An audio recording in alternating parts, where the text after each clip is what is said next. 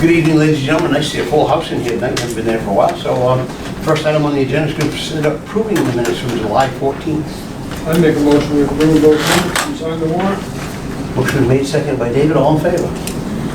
The next item on the agenda, we're going to skip a few. We're going to go out of order. We'll go way down to number 10, the Maine State Police retirement. I'm going to hand it over. Maine State retirement, sorry. Hand it over to Chief Tracy. Do we want to start with that, or? No, you start with what's your first thing. Okay. The first thing I'd like to do is something that's a little overdue, actually, in this presentation, but it saddens me to have to do it because it is a plaque that I would like to present to Pat Foucher in recognition of his many years of public safety dedication and steadfast commitment to the grateful citizens of Oakland. As you know, he was our ACO for many years. And whenever the conversation came up with my colleagues about any ACOs in the state, his name was the first one to pop up because he's the best. There's just no argument from anybody on that. He's the best, and we're certainly going to miss his. Hopefully, we can still call him once in a while, but I think he's been trying to creep back, and we just keep. I think we've got a rope tied to his belt, so we'll pull him back in the room. But I do take a great deal of pleasure in presenting this plaque to Pat Foucher as the retiring animal control officer. Mike, thank you very much. Thank you. Appreciate it.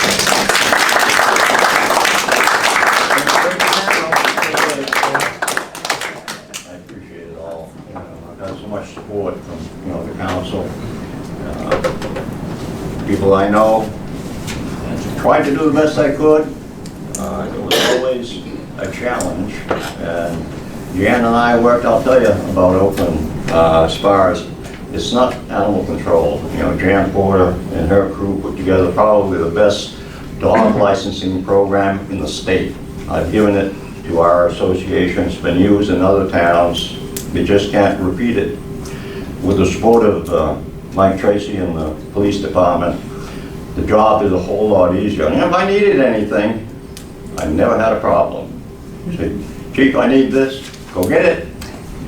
But we tried to be reasonable and work.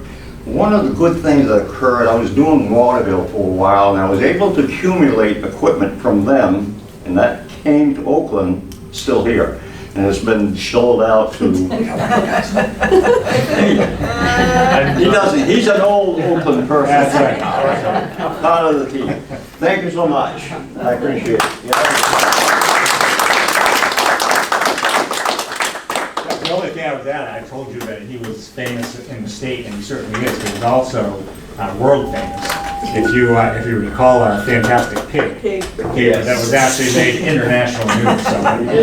So there we go. There's only one ACO in the world that could have done that. So. And while we're on that, there's one other thing I would like to present, and that is another retirement. And I have a retirement badge here for Officer Groder, who is another person who, at least at the Oakland Police Department, is a famous person, because I don't know how many times I've heard over the years that, thank God Dave showed up. And I've said that myself, and a lot of accident recalls. I actually wrote him a letter a couple of times, I think. Certainly for that reason, because when Dave showed up, he knew you had the backup that you wanted and that you needed, and it was going to truly help people. So Dave, I would congratulate you on, I don't even know how many years you worked, but it was a lot. 28. So this is a retired Oakland police officer badge with his initials on there, and we also have cards with his name that we'll introduce him to when he gets stopped for speeding to the officers. Thank you again, we appreciate it.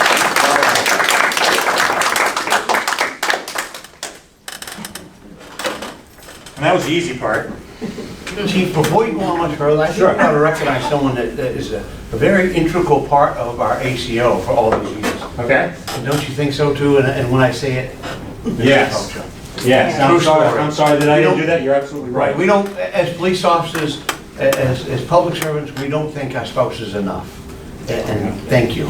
Thank you for. And when I said that I had the rope tied to his belt pulling him back. She was pulling him the other way. She tougher than I am, so she finally got it. True story. Yeah, thank you, ma'am. Thank you for all Yes, the thank you support. very much.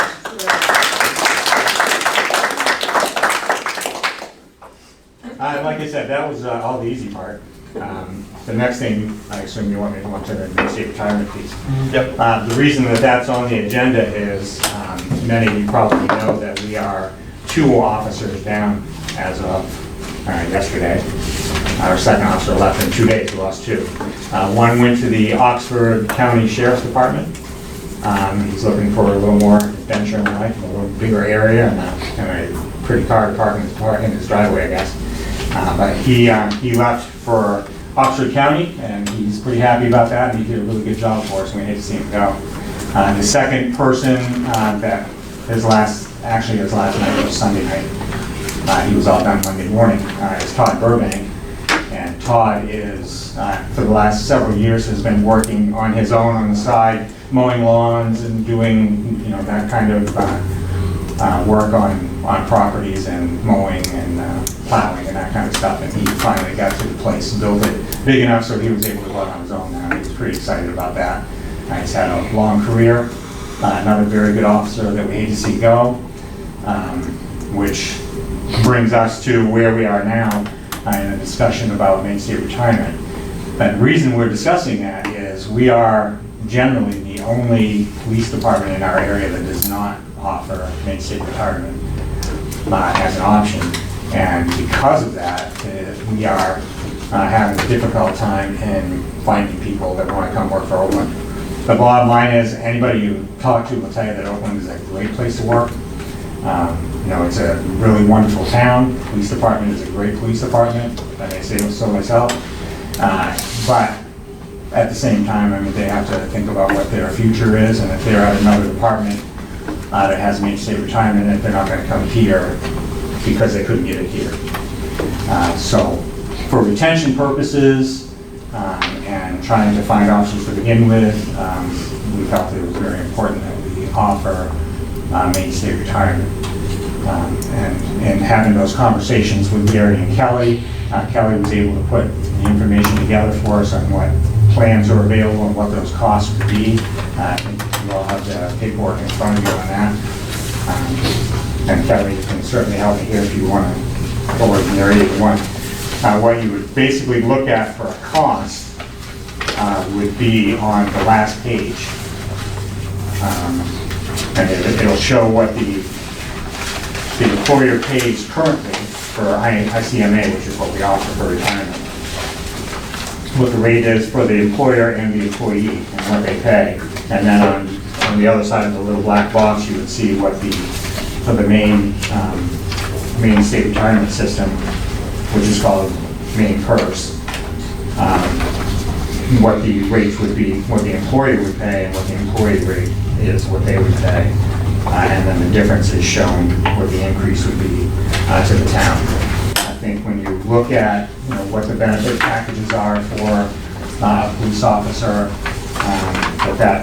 that money is obviously a good chunk of change, but I think when you're looking at the whole picture, it's not a big chunk of change to pay for getting a good officer, somebody that has a lot of experience and is going to come to Oakland to work and stay for a while. So, and that's really what we need. In the way it is right now, it's almost impossible. We have 2 openings.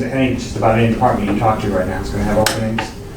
There are departments down south that are offering $10,000, $18,000 sign-on bonuses, giving take-home cars. There's a lot of competition out there to find good police officers out of that very shallow pool right now. So, one thing worth mentioning on this too is the police officers that are currently working out here probably will not switch over to members.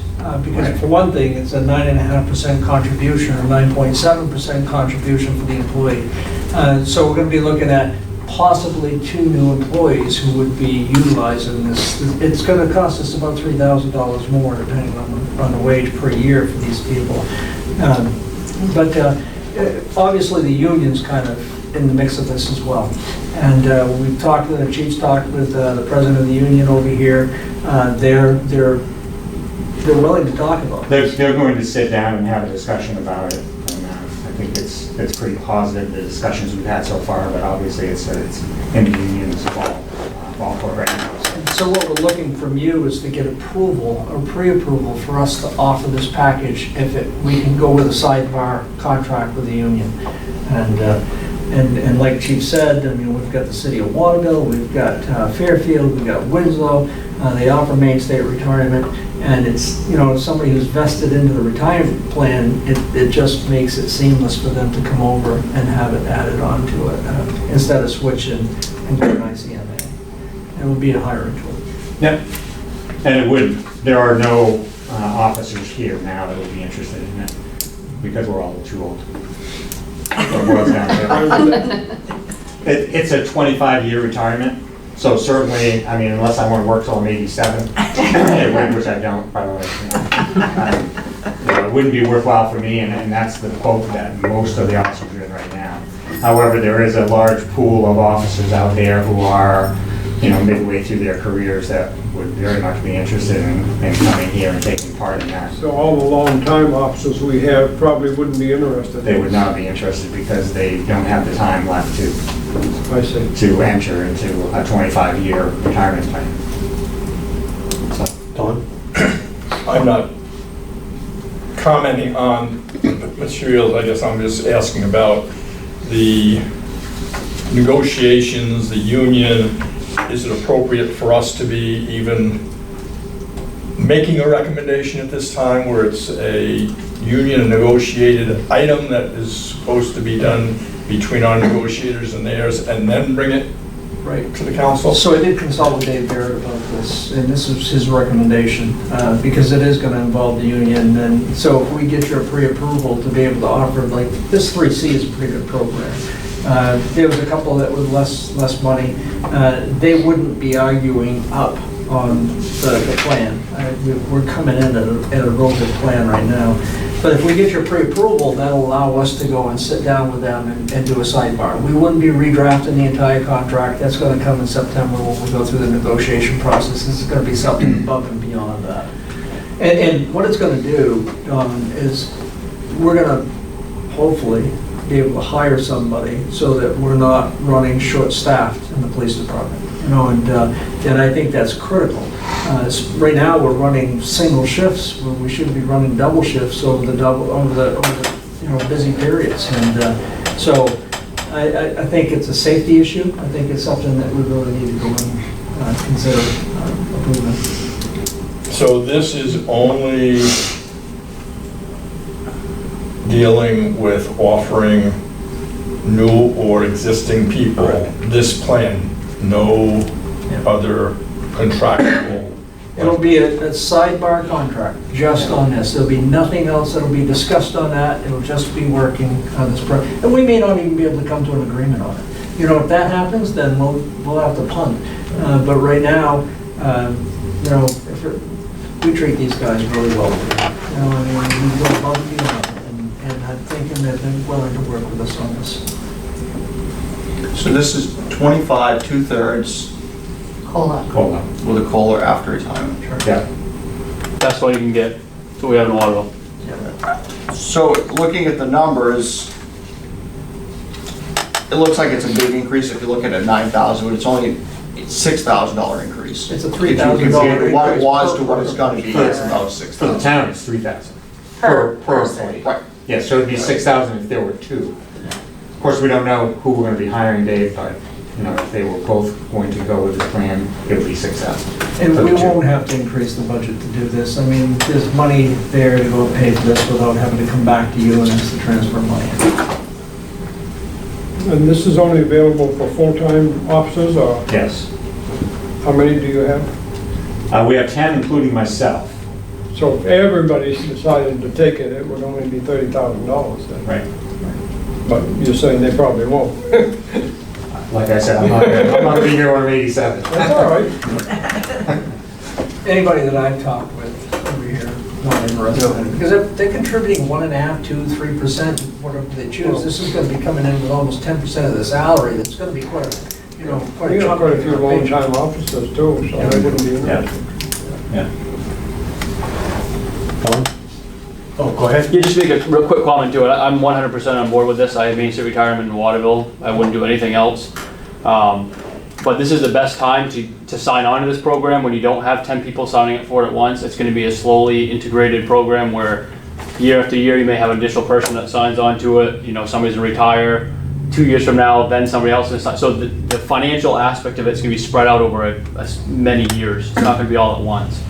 And like you said, $6,000 to get 2 new people, 2/3 retirement, 25 years, no age.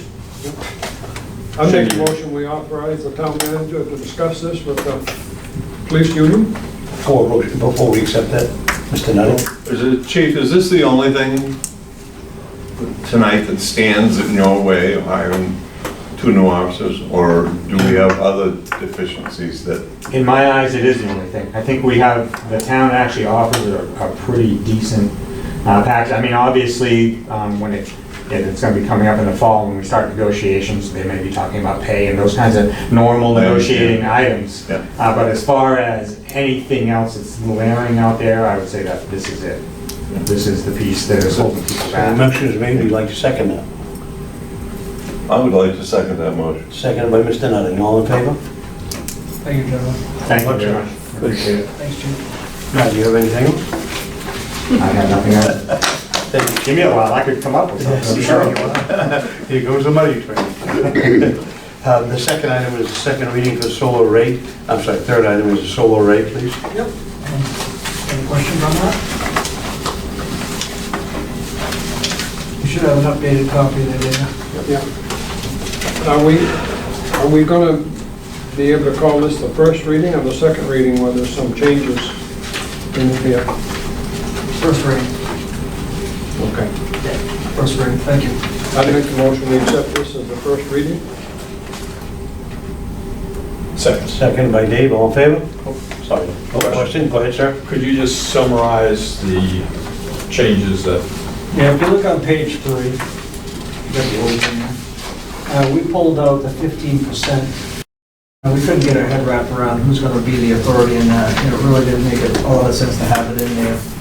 So there was a paragraph in there that talked about 15% variance one way or the other. Get the old one there. And we pulled that out totally. That's the change that we made.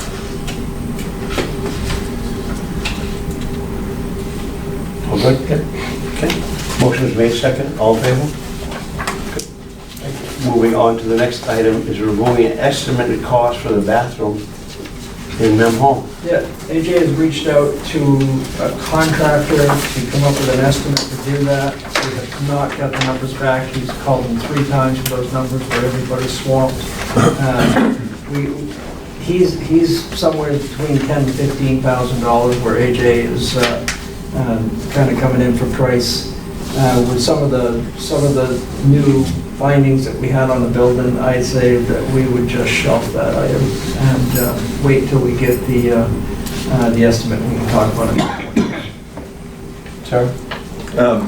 At some point, not tonight, but at some point, we really need to have a discussion about Memorial Hall. I agree with you. Memorial Hall is a wonderful old building, built in 1870, for a cost, as I recall, of like $12,000 or $20,000, some small amount of money.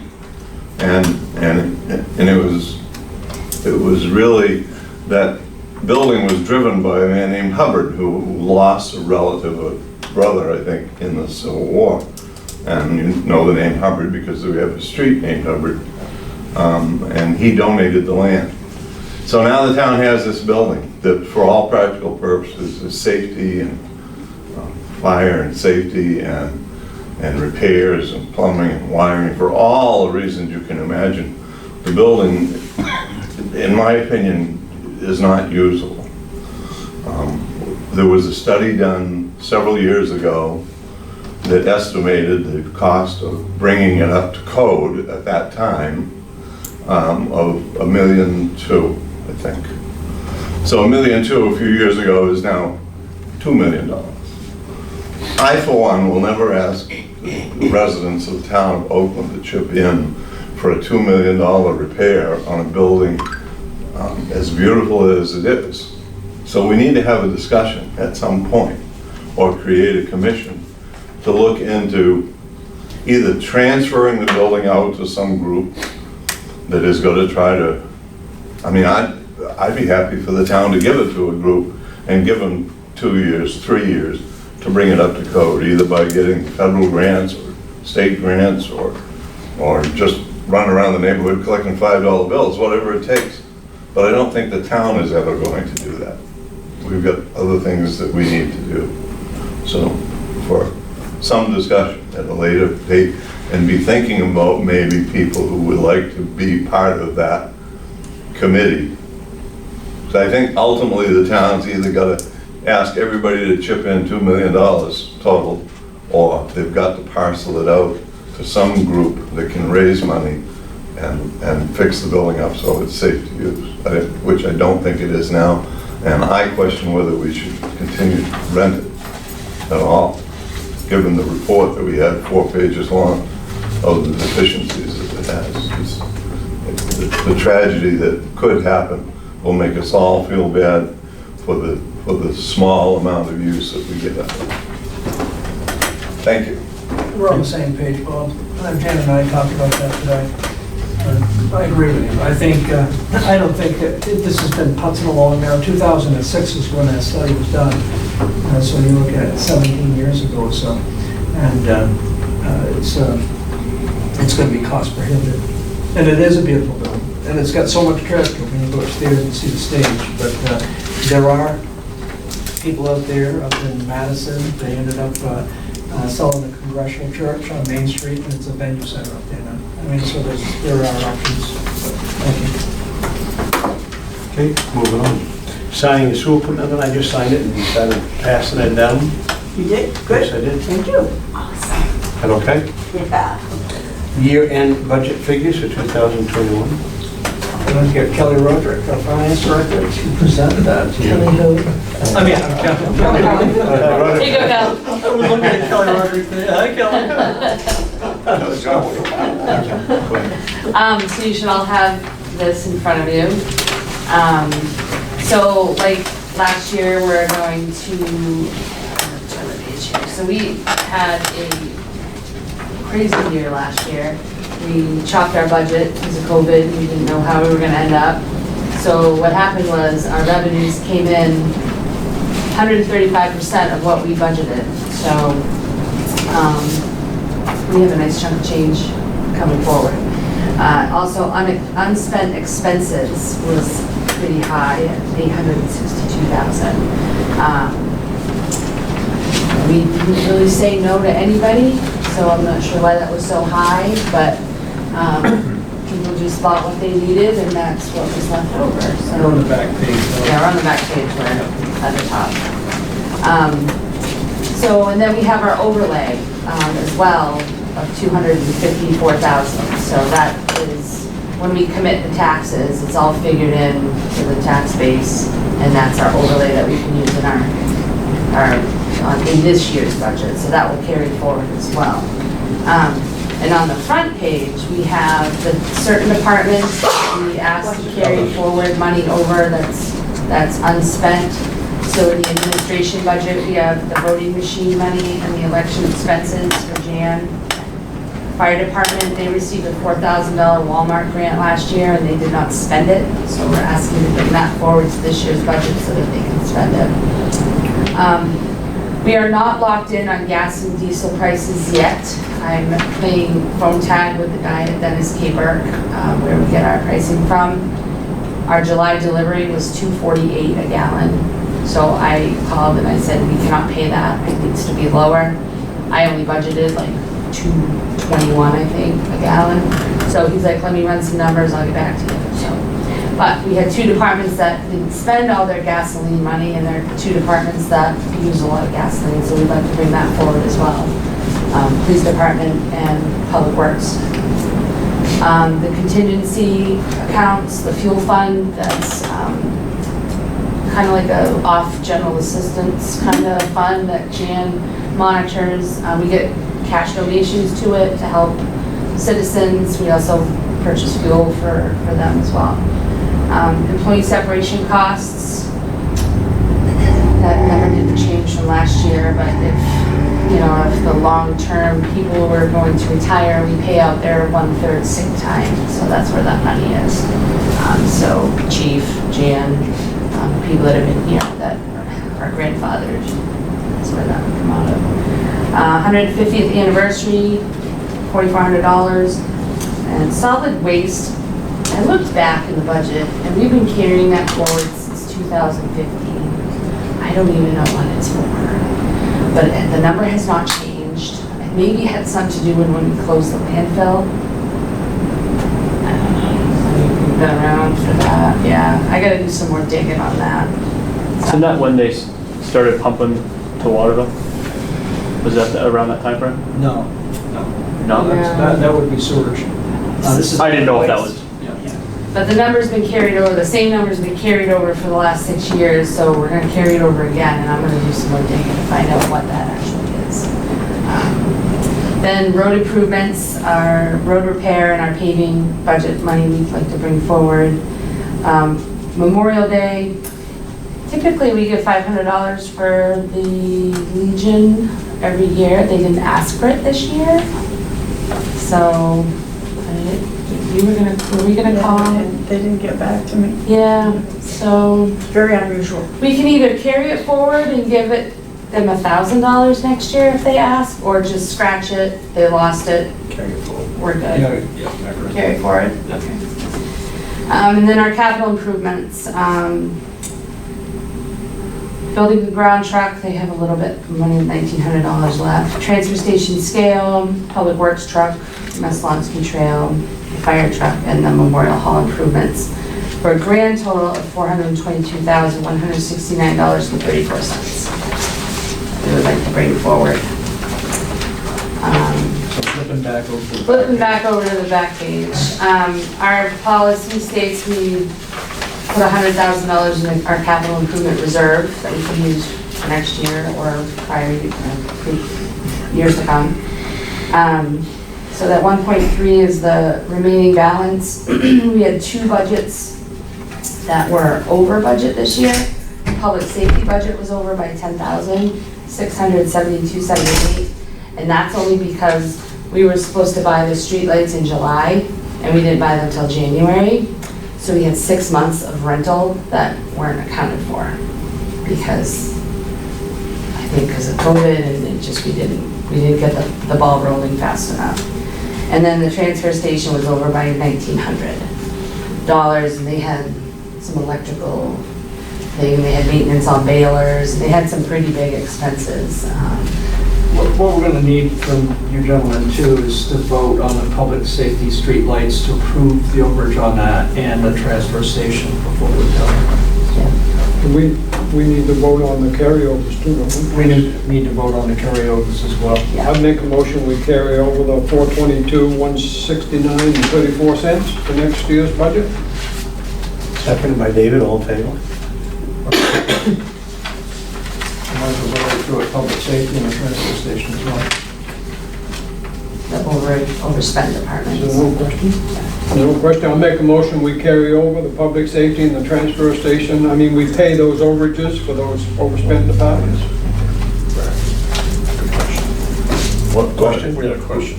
I have a question on the transfer station. Why is that number bracketed on my sheet? Because it should have been not bracketed. Because it should have. I know a bracket when I My see it. bad. My bad. We Yeah. thought maybe you were. I know where he catches me on more mistakes than any person I've ever met. Don, do you have a question? It was the same. Okay. Motion's made, all in favor? I'm sorry, so Dana and whom? You didn't have a Sorry. second. Second. I didn't have, I don't think. I Dana did. and Bob, Yeah, okay. Sure. So, Thank you. and then the 10%, our fund balance policy states we carry over 10%. We're gonna be carrying over a little bit more than 10%, but that number will change with the audit, the upcoming audit. It's coming October 5th and 6th, I think. Because it's not gonna be huge fluctuations, but there'll be little adjustments made here and there, but nothing major. To kind of give you an idea of how large this year was, Kelly did up a sheet here that shows the last 4 or 5 years. They don't have one. Oh, they don't have it. Go ahead and, you got one? I got one now. So, 2017-18, our unspent balance and our revenue overage totaled $708,000. 2018-19, it went up a little to $819,000. 19-20 went up to $981,000, and then last year was $1.6 million. This So, is probably historically the best year the town of Oakland has ever had. yeah. I can't imagine any year being And any. I think it's because we dropped our budgets and we had a good year. So I think it's gonna level back out. But it was a great I don't year. know, it's still, the cash is coming in. I mean, taxes, what are they, 20? 21% of taxes are already collected, 1.8 million, it's only been a couple weeks. Wow. Friday's the due date, Yeah. so we'll see what happens. They had one day that was 450,000, something like that. Another the same Today. today. Is that name, Mike? I was gonna say the mic day, I mean, it's unbelievable what's happening. People are paying in full. Pedro, beautiful. Yeah, it's been awesome. Yeah, it's good. Anything else, sir? I'm pretty proud of the team, and I'm pretty proud of what Kelly's done here, and it's been a good year. Good job, Tom. Thank you for the presentation. Kelly Roderick, you're next on the agenda. I had been, I work in public safety for traffic safety, and I've been doing a lot of research and things for my job related to traffic safety with speeding, distracted driving, and pedestrian increases of reported injuries and deaths. And while doing that for work, I also noticed the city of Augusta doing some wonderful things with pedestrian safety, which really intrigued me, and I've been doing some research on that. And it just, one day I was sitting there and I thought,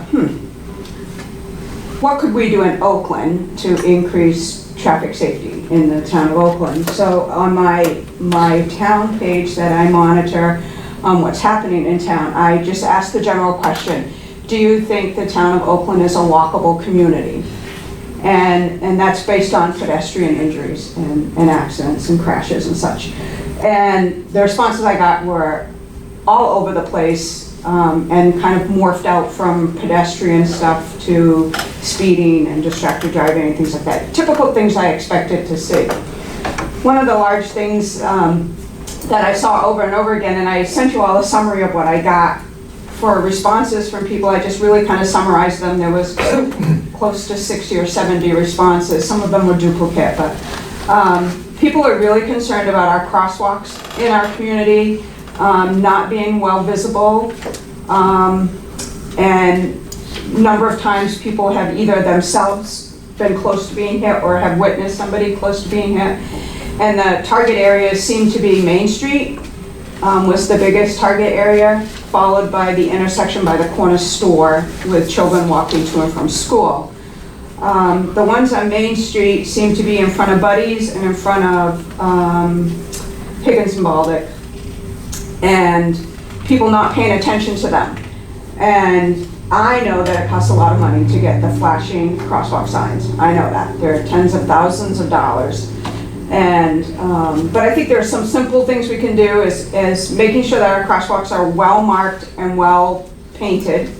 And I think a simple middle line of the little pay attention to crosswalk signs that we put out at school time on Pleasant Street, we put one out there for the kids that are crossing there. I think having some of those on Main Street would certainly bring people's attention to those crosswalks, particularly because Main Street tends to be the street where a lot of people from out of town are coming and going, and they're not paying attention to the folks coming in and out of Buddy's or crossing on the crosswalk. So I think a couple of those inexpensive, just visual reminders of people to be cautious there.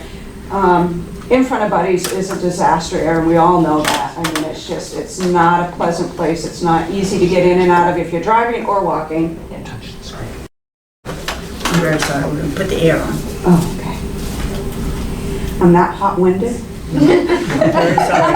It's just, I feel that one. Didn't get his temperature up. I'm increasing the chief's temperature a little. Now we have proof. What's it gonna 72 and 72. It'll pick on in a minute. So I think that would be a good way to help on Main Street. Certainly, I think that's a kind of a simple thing, putting those things, it's a visual reminder. Speeding is another concern that people seem to have over and over again. The Haymarket Square area was a big concern for people, speeding going up Libby Hill. Actually had 2 residents who live in that area that are considering selling their homes and moving out of the area because of the speeders and the danger of getting in and out of their driveway. I don't personally know them. They posted it on my Facebook page that they were seriously considering leaving because of the traffic not being monitored on Libby Hill. I know on Fairfield Street, it's an absolute highway. It's the throughway going to and from wherever you want to go, so you don't have to go on KMD now. The traffic on Fairfield Street has gone through the roof. The flashing speeding sign has helped 110% coming into town, nothing going out of town. But it has helped. It certainly has helped, other than the people that try to see how high they can get it. There's a few of those. Because we'll stand down there and we'll watch, and we'll see them see it coming, so they like hit it a little bit harder to see how high they can get it. But most people are going much slower since that sign has been put out. Much slower. Big trucks even have slowed down a lot, and that was a huge problem on Fairfield Street. Church Street, a lot of problems with speeding, and Water Street, a lot of people complained about, or had concerns about speeding. Nobody really complained, it just was a lot of concerns that they would like to have addressed. So that, I think, is certainly something that not only is that in Oakland, that is nationwide. Speeders have gone through the roof. Along with speeders come distracted drivers. Stand anytime at the end of this street here and watch the people on their cell phones.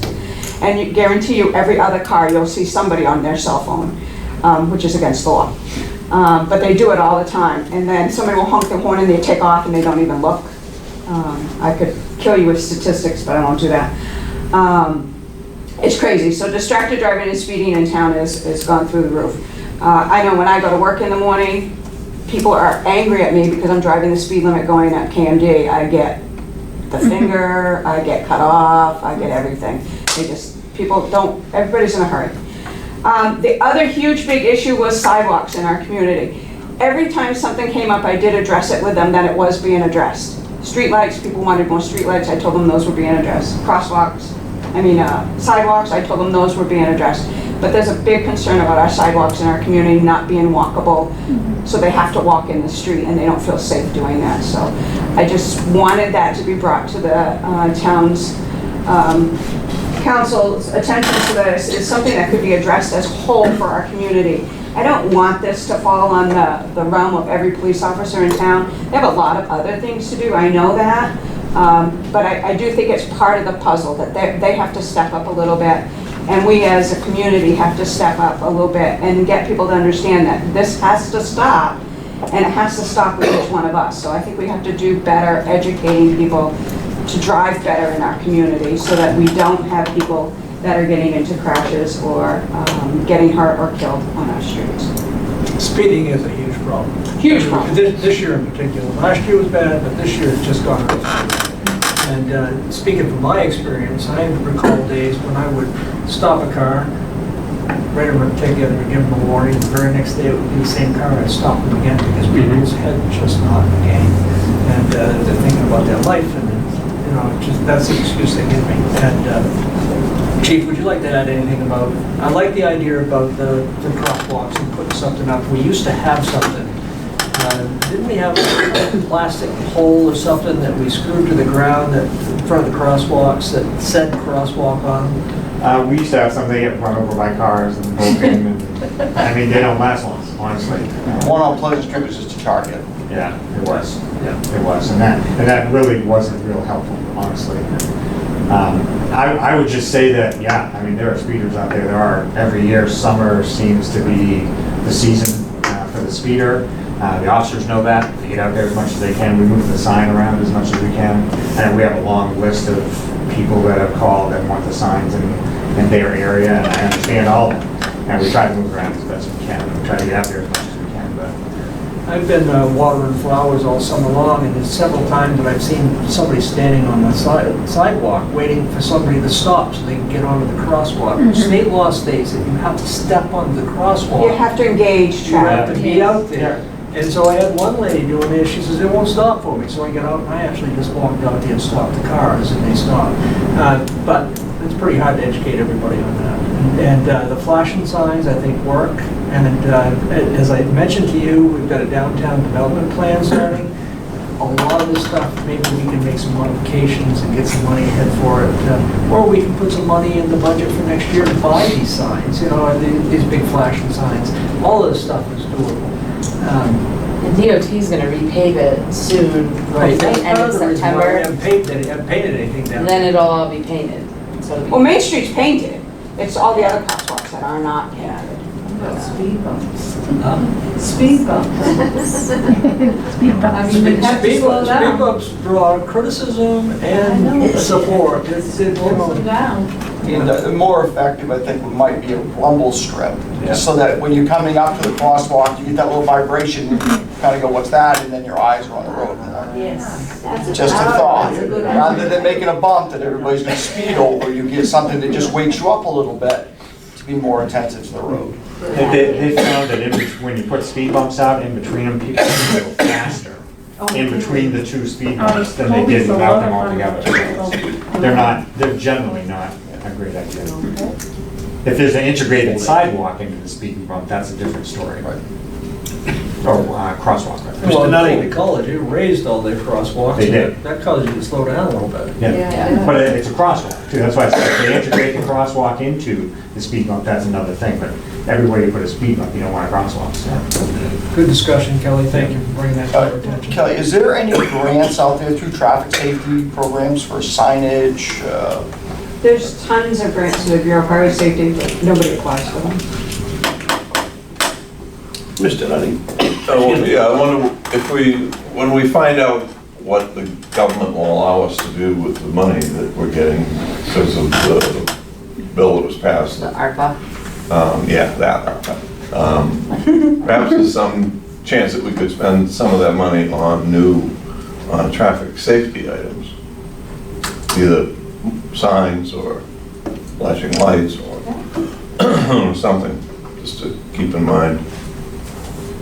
We expect we may have some money this fall sometime. You know, they keep pushing the date out, they're trying to figure it out, I don't know when we'll get it. Another really simple thing that the city of Winslow did was on their signs coming from out of town into town as the speed reduces, they simply put orange flags on the side of them. So it was another visual reminder that the speed has changed. I mean, that's cheap. I mean, coming down KMD, if you did that at the 35, that would make a big, they wouldn't be going 45 and then slamming on the brakes at the bottom. You know, that certainly would slow some folks down. I went down to North Yarmouth last week and they actually had an orange pole on the side and a white pole in the middle, and they called it a speed control or whatever, and you had to go between those poles and it, you know, the visual on it caused you to hit your brakes. Yeah. And that would work, that's pretty inexpensive to do stuff like that. Yeah, just a couple of things. I agree certainly with signage and stuff. We as a town do not follow the Uniform Traffic Control Device Manual, which is what it's a nationally adopted standard that Maine DOT follows, which is for signage, for crosswalk markings, for any of that. I think it's certainly something that we should be addressing with whether it's speed limit signs, crosswalk signs, you name it. It's a manual that usually is controlled by the Public Works, something they would look into to dictate where signs that be put up. The other thing too is Maine DOT was approved for a federal grant, a site grant to do traffic control signals. They are in the process of doing that, which would include this intersection out here and as well as the corner store intersection. It's like a 3-year program that's going on, so I don't know when they're going to be hitting town of Oakland, but it's going to The include. last thing they told me, they were gonna be able to replace these lights, because these are on a timer right now. Mhm. And the reason why they're on a timer is there's a pressure switch that's falling apart in the road. And we got a temporary fix, cost of $8,500 or $10,000 to fix this out here for just a short period of time. 500, How much? it was 85. 8,500. But given the fact that they're gonna put $30,000 worth of traffic lights out here with the electronic eyes, they just didn't think, I thought it would be a waste of money to do that. And part of that is actually they're going to be installing those crosswalk signals, the actual ADA compliant crosswalks. That's all going to be included in this program, so it's just a matter of waiting, unfortunately. But it seems like a lot of the issues that are being expressed are on the state roads, which hopefully will be addressed within the next couple of years. But Good. Thank you. I'll check with the commissioner on that. Happens to be that I happen to be on the transportation. Perfect. I can check with the commissioner on that. The one spot in town that always needed most is right in front of Buddy's. Is there any reason you couldn't just eliminate 1 or 2 parking spots there on Main Street? The goal is to eliminate those altogether. That'd be nice, but I thought maybe there's a reason you couldn't do that. No. Because you can be going 5 miles an hour. If you got the wrong vehicle right there at the door, You can't see. you couldn't stop if someone stepped out going 5 miles an hour. He's expanding his parking lot out back, Yeah. and he's planning on paving that when the DOT paves Main Street. He's gonna get the whole thing done at the same time. And when they pave down in front of him, we're gonna lose those parking spots anyways, and so the idea is to get rid of them altogether. But They won't it's gonna even be go up hard to through stop people from parking here because they've been doing it forever. Good. Let's move on to item number 7, appoint 2 representatives for KV Cog Assembly. Any volunteers?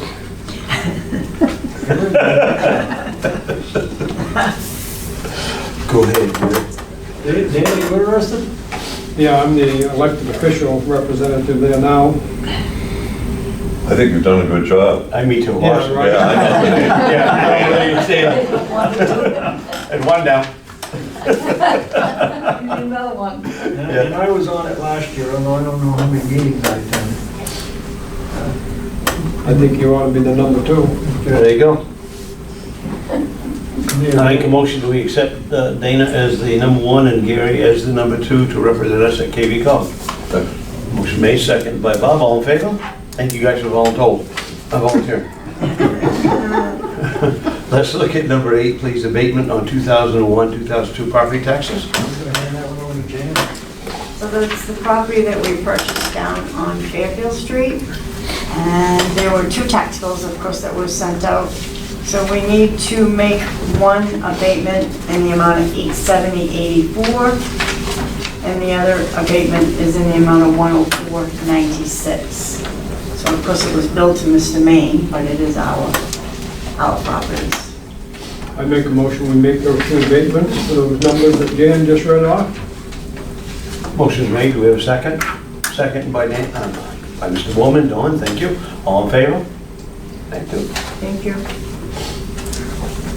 Town council annual appointments. And We have a list. Gave you a There should be a list in your packet. I have to go Yes. through it, sorry. It's right there. Did you see it? There we go. So that motion. Everybody's all set with that, I'll make a motion, we approve this list of town council appointments. Motion's been made. Do we have a second? Yeah, second. Second by Bob. All in favor? Thank you. Jan, you all set with those? I have, doesn't need that to be signed by everyone. Good. Thank you. We have already done number 10. Executive session, the next one. What's that? Executive session. Yes, yep, I see that.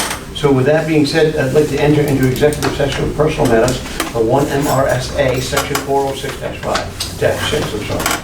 I get a motion? You want to say something before we go home? Or you- Would anybody like to speak before we go home? For anything? I have one question. I know our birthday is coming up, and we've been putting money aside, and it's only 2 years away. Have we started that process? As far as putting money aside, No, like a committee or I something? haven't done anything with it, Kelly. The last 2 years have been nuts, and glad you brought it to my attention. It's just 2 years away. Yeah, I know. Well, a year and a half now. I Ma'am? wanted to say something. Hussey Hill Road, I know it was newly paved and everything. Are there ever gonna be any lines on that road? Well, It's so dangerous Yeah. because the gullies go way we've never down. had lines up there before. I know, and it's always been dangerous. I'll bring that to Jeff's attention and we can get it stripped. So you want a fog line on each side of the road? Well, either that or a line in the middle, something. Okay. I mean, something, because it gets very foggy. When it's foggy, it is so foggy And when that you black, can't that see. brand new blacktop, Yeah. it's hard to see. And it's really... Which road is that? Hussey Hill. Oh, Hussey Hill. I mean, it's just very dangerous, and it's because of they dug in so down so deep, so the gullies, yeah, the ditches are really, really deep. I So I am, mean, if there's no line and it's foggy and everything, I mean, it's very easy to snow, so easy to go way down in there. Thank you. And it is scary. Pauline, I'll talk to Jeff tomorrow. Okay, Okay. all right, I just thought I'd bring it up. No, I'm glad you did. I didn't know if I Thank you should, for coming to but the I council thought meeting. I did. Thank you for coming to the council meeting. Yes, Nice to see a lot of people here. yeah. But there are no questions. I move we go into executive session on a personnel matter. Motion's been made, seconded by Walden. Anyone for the light? No. Fresh out.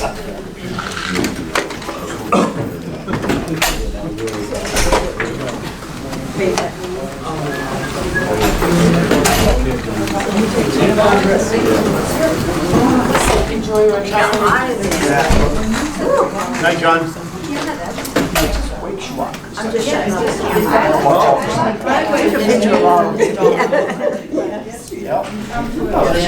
Yep.